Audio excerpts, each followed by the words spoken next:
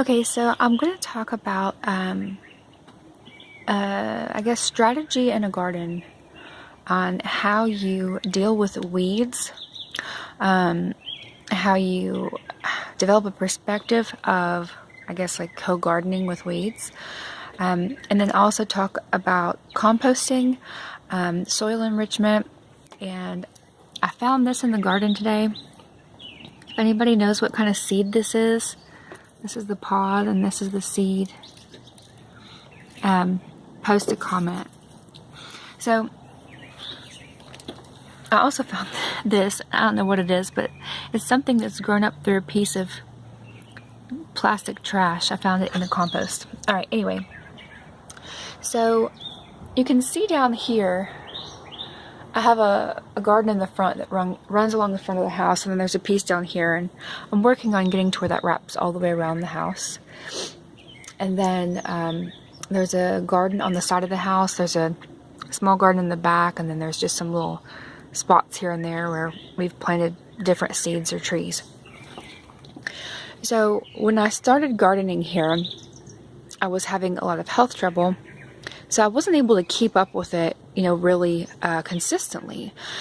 And thankfully I'm better now, but I'm still battling grass coming up through in the garden, and common yellow flower weeds, common, I guess they're dandelions, and then these right here, and the ones that produce those big fuzzy balls, and then whatever this is. There's a lot of this coming up.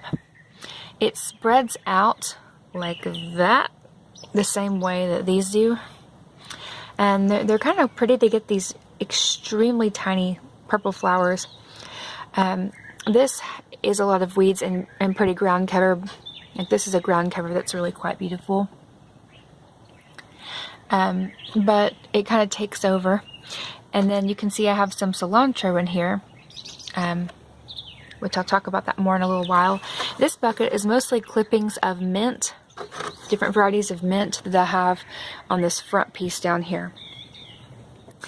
And this is, I had a huge bundle of it, probably about a 5 foot by 2 foot dense patch of this. And what this is dried vines from morning glories from last year. And what's really interesting about this is you can hear it. It's very soft and papery. It sounds pretty hollow. It bends and breaks easily. You can cut it up with scissors really easily. This would be a great thing to chop up really small with your scissors, make a big bucket of, and mix it into soil that you need to aerate. So something that I'm going to start doing as part of my organic gardening is dedicating several areas in the yard that are close to sections of fence, and just growing the heck out of morning glories, because they produce many seeds. It's easy to harvest their seeds because they're reasonably sized. They're not super tiny like sunflowers. They are in pods, so they're easy to identify after they've dried out and they're ready to be seed harvested. And this stuff, you just let it sit until it dries, and then you pull it off and you stuff it in a bag or whatever, and then you can cut it up and mix it into your garden next year. I've also thought about the big bundle I gave to my chickens just to see what they would do. There were some snails in it, so I know they'll eat those, but they might try and make a little nest with it. So that's something else you could do with this, is make use it in a hen's bed.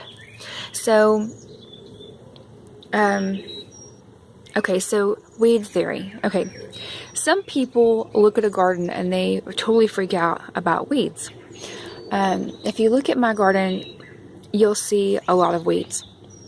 Now, what I did this morning was I went through squatting and crawling around with some scissors. I didn't really use these at all much. Mostly I just used the scissors and some blue gloves. And I got clippings of things that I didn't want in there and put them in here. Now, some people would say, oh, you got to pull it up by the root. Well, my soil, the condition of it out here, it is not loose and fluffy.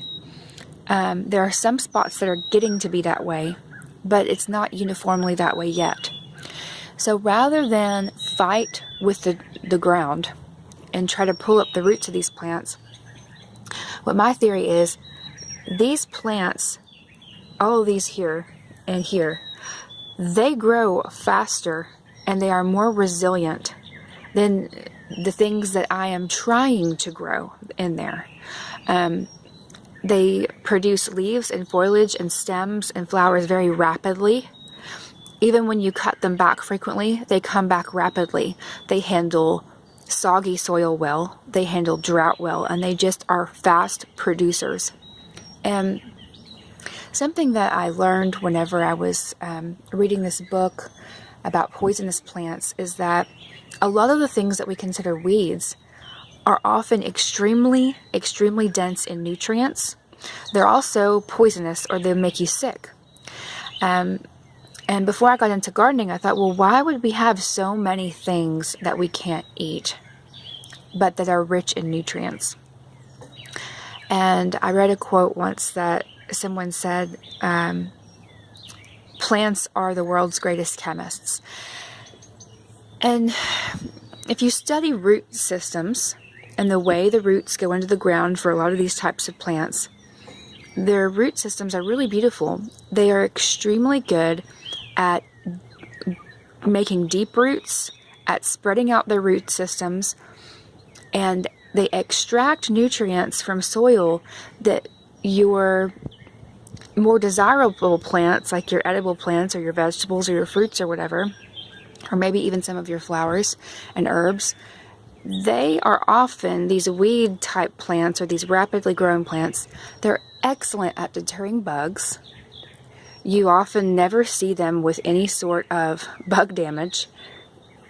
And they're really excellent at extracting nutrients and minerals from difficult soil situations.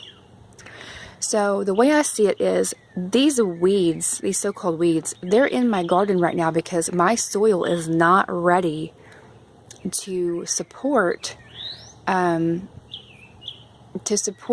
plants that are my food producers consistently and effectively. So rather than fighting with the soil and trying to pull these up by the root, I just grab a bundle of them and clip them off at the top with the scissors.